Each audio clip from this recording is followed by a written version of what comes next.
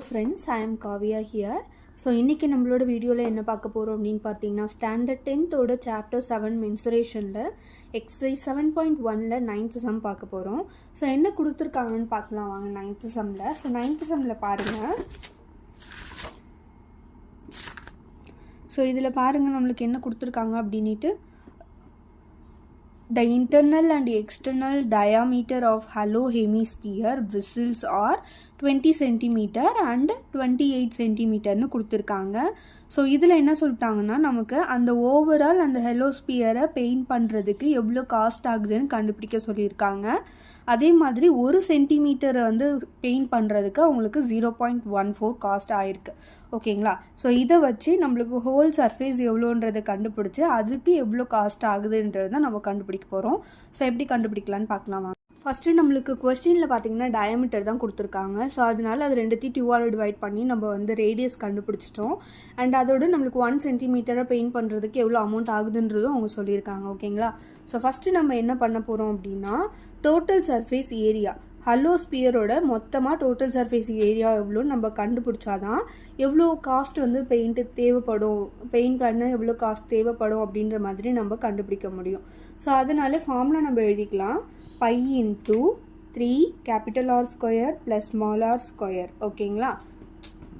பையோட வேல்யூ நமக்கு தெரியும் 22/7. 3 இன்ட்டு கேபிட்டல் ஆரோட வேல்யூனா இங்கே கேபிட்டல் டி எதுவோ அதை டிவைட் பண்ணி கண்டுபிடிச்சிருக்கோம் இல்லையா, அதுதான் capital R. So 14 square plus small R அப்படின்னும் போது இது உங்களுக்கு. ஓகேங்களா? So 10 square 22/7. ஸோ இதை ஸ்கொயர் பண்ணி இதோட மல்டிப்ளை பண்ணிட்டோம் அப்படின்னா நம்மளுக்கு 588னு கிடைக்கும். அண்ட் 10 ஸ்கொயர் பண்ணோம் அப்படின்னா நம்மளுக்கு 100. ஸோ இது ரெண்டுத்தையும் ஆட் பண்ணிக்கோங்க. 22/7 இன்ட்டு 688 நமக்கு. ஸோ இதை வந்து நம்ம இப்போது டோட்டல் சர்ஃபேஸ் ஏரியான்னு கண்டுபிடிச்சிருக்கோம். ஓகேங்களா? இதை என்ன பண்ணணும்னா இப்போ நம்மளுக்கு ஒரு சென்டிமீட்டர் பெயிண்ட் பண்ணுறதுக்கு எவ்வளோ காஸ்ட் ஆகுன்னு சொல்லியிருந்தாங்க, 0.14 சொல்லியிருந்தாங்க இல்லையா. அது கூட இப்போ நம்மளோட டோட்டல் சர்ஃபேஸ் ஏரியாவை மல்டிப்ளை பண்ண போகிறோம். ஸோ 22/7 இன்ட்டு 688னு நம்ம பண்ணாதான் எவ்வளோ பெயிண்ட் ஆகுது, எவ்வளோ காஸ்ட் ஆகுது, காஸ்ட் ஆஃப் பெயிண்ட் எவ்வளோன்றது நம்ம கண்டுபிடிக்க போகிறோம். ஓகேங்களா?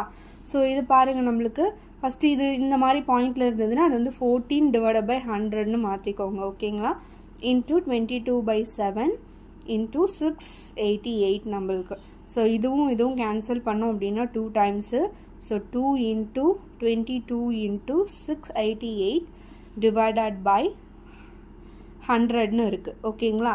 ஸோ இது எல்லாமே நீங்கள் மல்டிப்ளை பண்ணிட்டீங்க அப்படின்னா உங்களுக்கு மல்டிப்ளை பண்ணால் 3278ன்னு கிடைக்கும். டிவைடட் பையில் 72ன்னு கிடைக்கும். ஓகேங்களா?